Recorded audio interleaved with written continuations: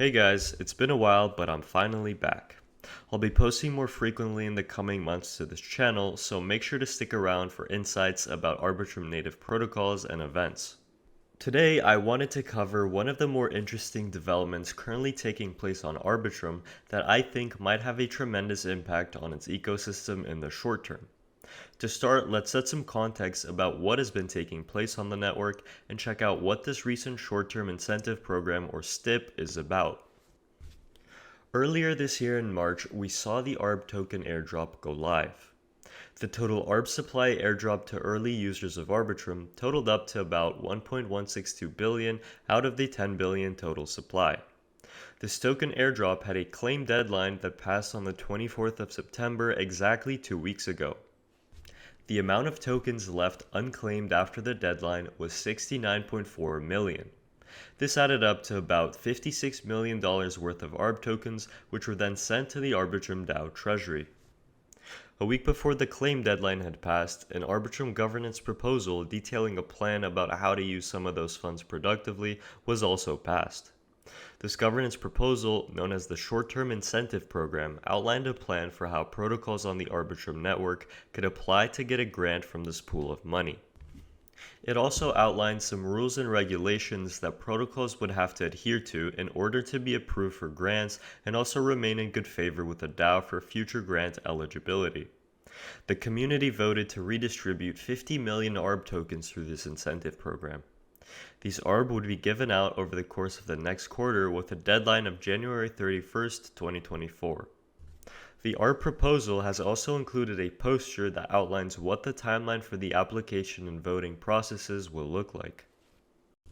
So far during this application round, we've seen applications from over 100 protocols who have requested on aggregate over 120 million ARB tokens.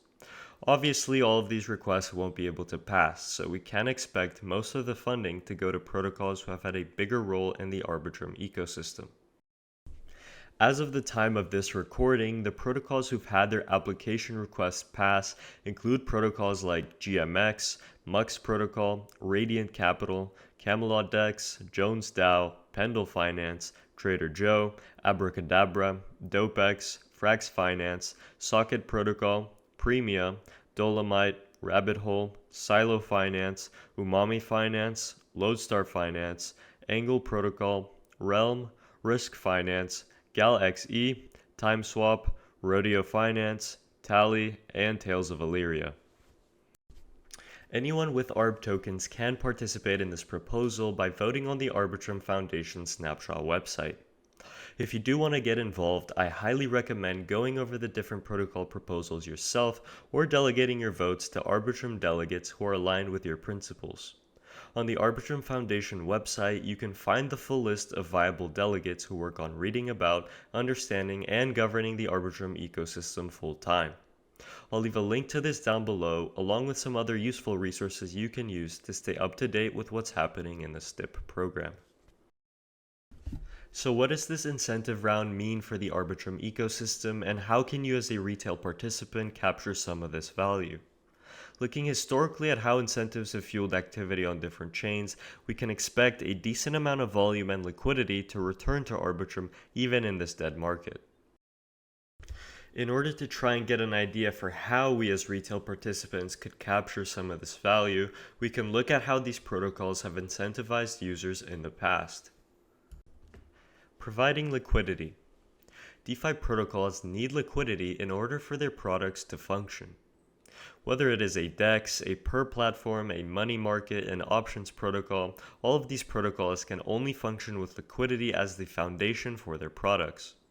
Therefore, the best way to capture some of these incentives will probably be through providing liquidity.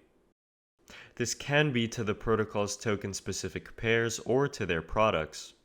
Providing liquidity to products might look like buying and staking GLP on GMX, providing liquidity to option vaults for options protocols, providing specific assets to money markets, setting up your own liquidity pools on DEXs, etc. Using their products. Incentivizing product use is another way for protocols to bring attention to what they've built. Finding a product that really has demand in the market can be hard, especially in DeFi, so by advertising their new products with incentives, protocols have a higher chance to retain some new users. To capture incentives for products, you should actually use their products. Borrow and lend on money markets, trade perps, trade options, make DEX swaps, etc. Doing all of these things will put you ahead in the race for incentives. Staking tokens. The last thing I want to mention is staking.